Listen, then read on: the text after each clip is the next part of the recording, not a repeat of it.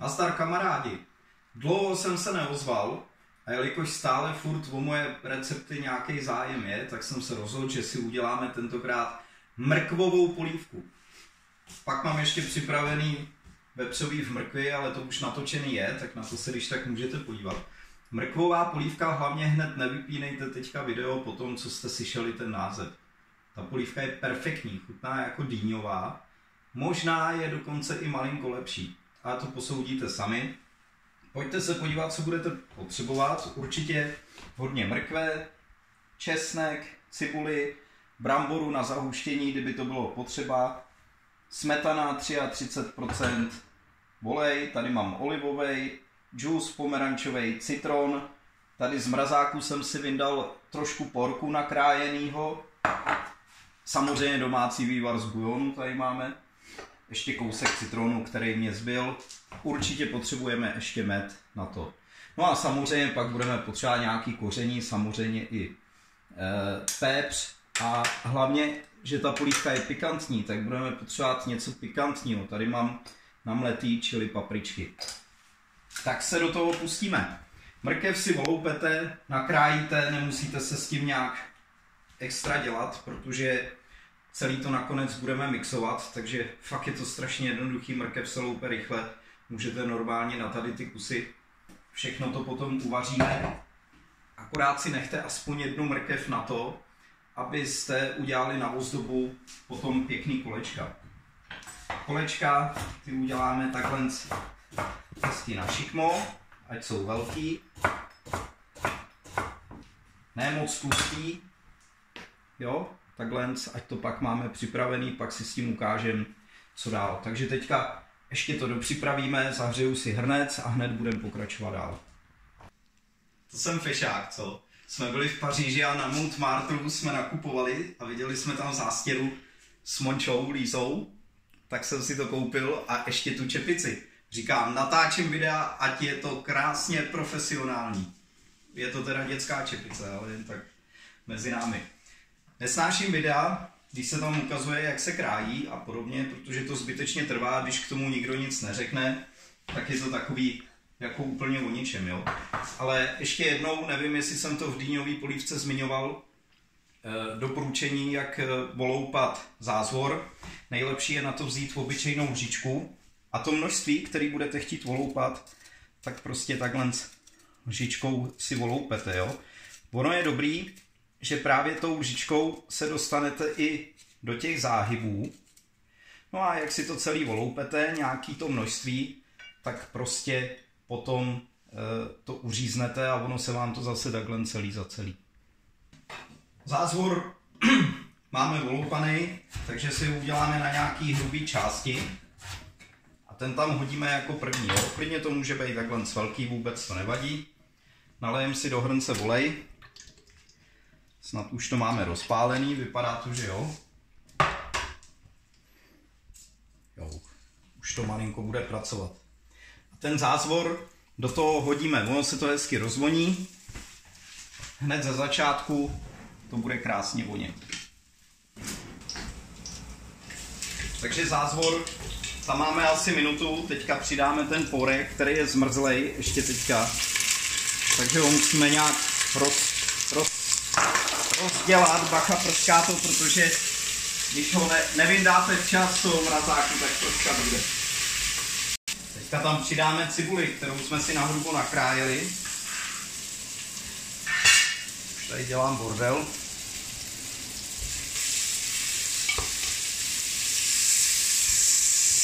A cibuli ne, aby byla dohněda, jo? Cibule musí zůstat hezky bílá potom. I ten porek by měl zůstat bílej, ale když se vám malinko chytí, tak to ničemu nevadí. A teď si ještě trošku nakrájíte ten česnek.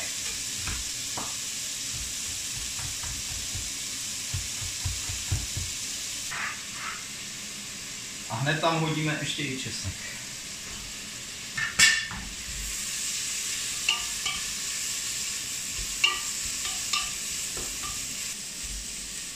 Už to krásně voní, štípou z toho i oči teďka.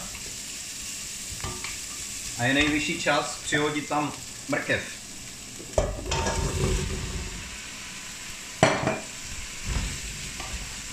promícháme. Ať máte připravený už med, protože teďka to budeme zadělávat tím medem. Posolíme to, uvidíte. Jakmile uslyšíte, jakože už to zase pěkně syčí, že to nabralo znovu jakoby var, ten hrnec, tak začneme dávat med a vůbec se nebojte. Jo? Toho medu tam můžeme dát opravdu. Já dávám nějaký 3 vrchovatý lžíce. Záleží na množství, který budete vařit. Hezky promícháme.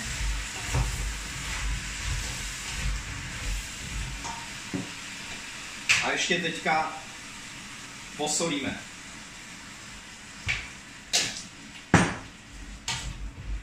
Slyšeli jste, jak to stichlo? Tak to přesně má být. Ten med se roztejká a začíná se teďka vařit. V tom to musíme celý takhle promíchat. Chvilinku to necháme takhle z hrnci, ať ten hrnec zase trošku nabere dech. Myslím teplotně. No a pak to zalejeme. Tak už mě to tady začíná bublat i ze spoda, tak teďka začneme zalejvat náš domácí drůbeží vývar ze 3 kostek. Lehce promícháme, plotnu už mějte teďka úplně naplno, aby se to co nejdřív začalo vařit. A ohřál jsem si tady vodu a zalejem to tak nějak, aby to bylo akorát ponořený, jo. Počítejte s tím, že tam ještě budeme lejt džus. Počítám možná i půl litru džusu, vymačkávat citrony a takový ta polívka prostě musí mít citrusovou chuť s nádechem mrkve, bude taková i lehce dosladká, lehce doslaná a hlavně bude pikantní podle toho, kolik si tam dáme těch namletých chili papriček.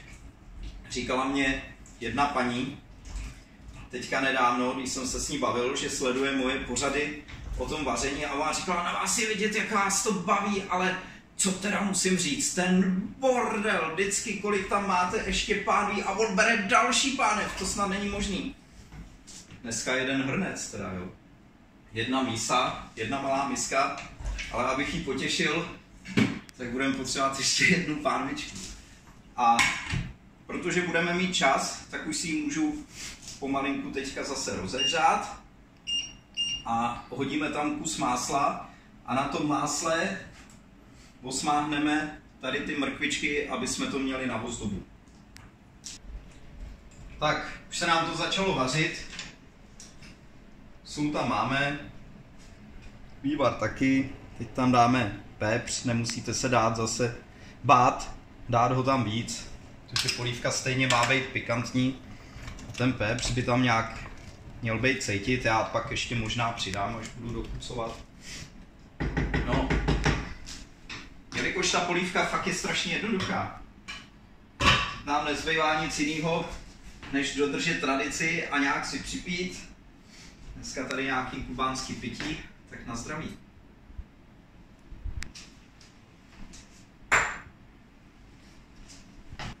Tak, máslo máme rozehřátý, tak tady krásně to rozhodíme.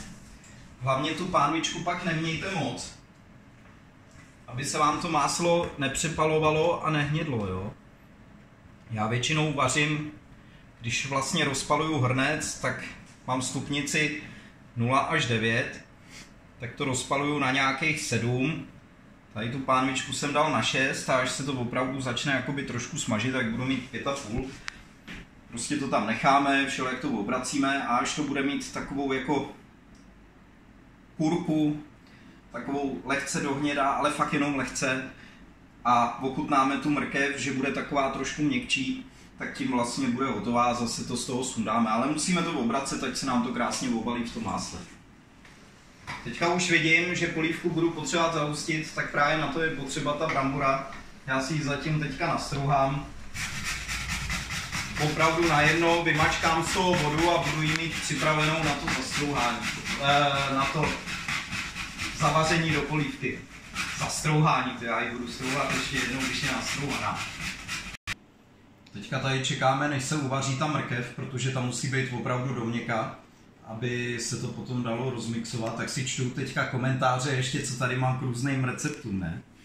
A vidím tady třeba i nakousnuté máslo, píchání nožem do brambor, dál už jsem nesledoval, za mě ne.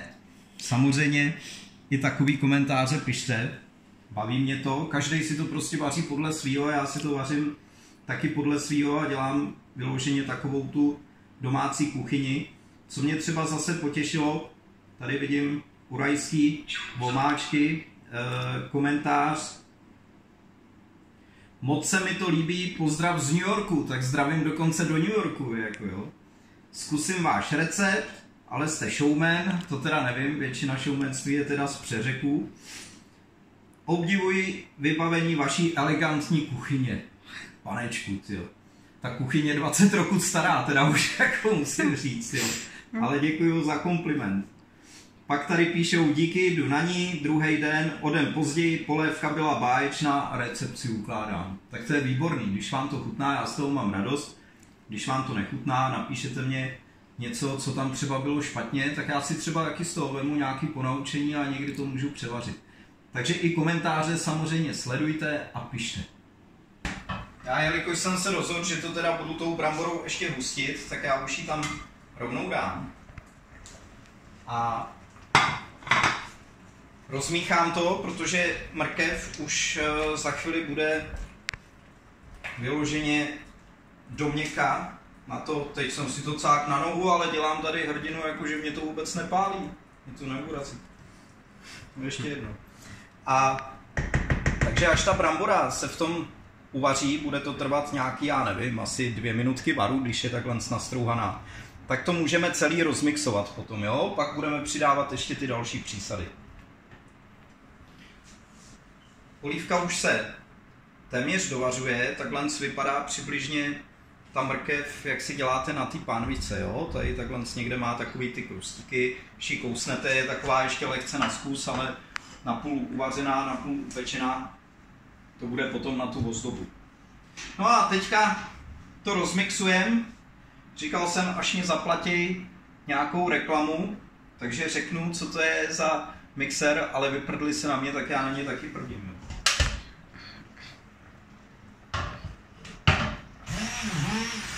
A jdem na to, teď to bude hodně hustý. Teďka, když to je takový vyloženě hodně hustý, tak už začneme řešit, jak to zředit a budeme to ředit pomerančovým džusem. Jo, a krásně si tomu přidáváme, pak dávejte pozor, když to máte na horký plotně a máte to hodně hustý, tak ono to docela prská, tak já jsem to teď hodil stranou a domixuju ty tuhý věci. Teďka v průběhu mixování tam začneme přilévat ještě smetanu. Já jsem si ji teda jenom kvůli natáčení hodil takhle z domestičky, samozřejmě tu leju přímo z krabičky.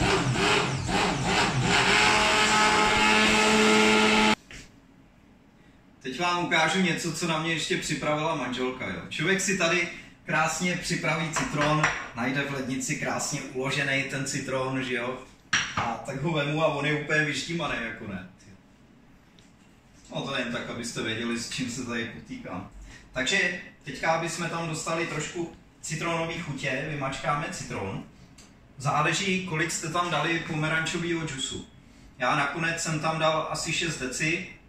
Teďka to ještě přivádím znovu k varu. Je tam teda i ta smetana.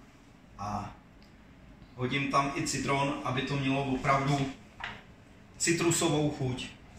A teďka musíme už pořád do kolečka zkoušet, aby nám to chutnalo. Polívka je krásně hustá, tak je krémová, tak jak má být, a ochutnáme.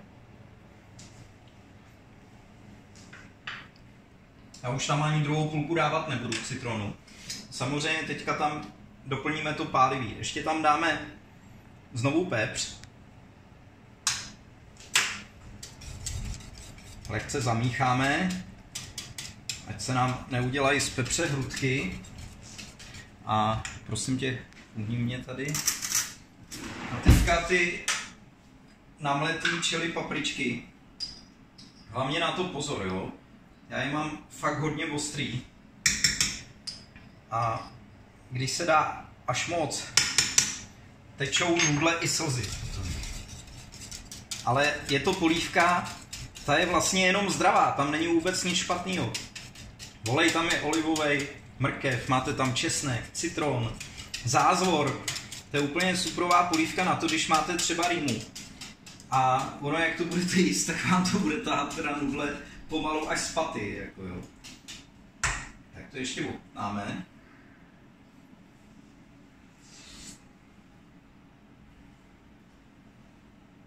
Jo, a to ještě trošku připálím, ať si manželka s tchýní užijou.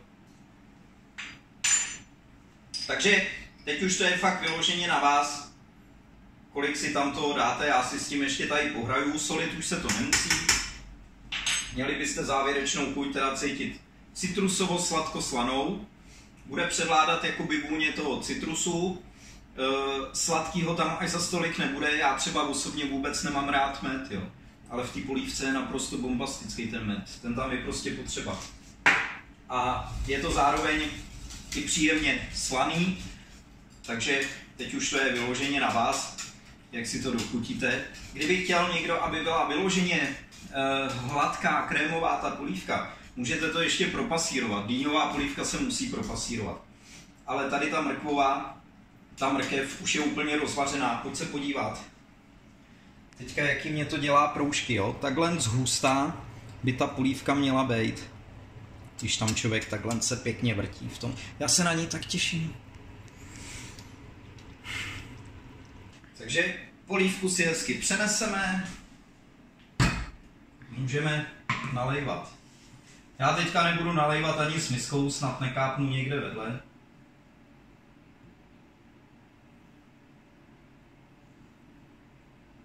Ten zázvor tam je ještě krásně z toho cítit.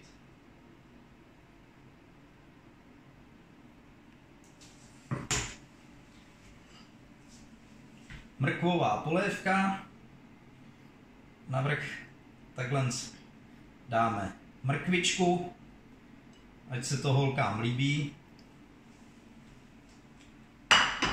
No, přeju dobrou chuť. Je hodně podobná fakt dýňový polívce a je daleko jednodušší, daleko rychlejší. Recept trvá něco kolem tady na videu 17 minut, jinak co jsme to vařili, tak já nevím, 3/4 hoďky. Dá se to uvařit možná za půl hoďky, záleží, jak rychle se udělá mrkev. Takže přeju dobrou chuť. Manželka říkala, že si dáš 2 štamprle a 1 polívku a půjde spát, protože je ponoční. Takže už se na to těší. Přeju dobrou chuť. Mějte se hezky a když budu mít čas, tak zase něco natočím. Tak ahoj!